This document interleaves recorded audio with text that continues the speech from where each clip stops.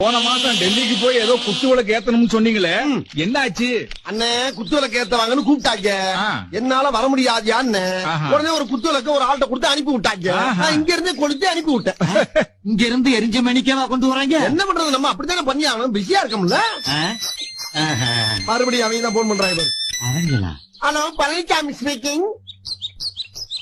நூடல்ஸா? யாரு? இல்ல, மத்திய மந்திரி கூப்பிடுறாரு. அங்க என்னமோ டெல்லியில பஞ்சாயத்தான் வந்து தீர்த்துட்டு போகணும், கையோட வர சொல்லி போன வாரமே கூப்பிட்டாங்க. எனக்கு இங்க நிறைய பஞ்சாயத்து இருக்கு, வர முடியாதுன்னு ஏமாத்திக்கிட்டே இருந்தேன். அதெல்லாம் எனக்கு தெரியாது. நாளைக்கு மத்தியான சாப்பாடுக்கு நீங்க இருக்கணும்னு ரொம்ப கூப்பிடுறாங்க.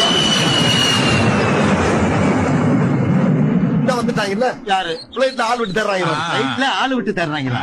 பழனிசாமி, நாங்க வர்றோம்ப்பா. எவ்வளவு பிட்டுகளை தாப்பா அந்த காதுக தாங்க. வாங்க, எம்புட்டு போய் லேசா புழுந்தாவே கண்டுபிடிச்சிடறாங்கல்ல.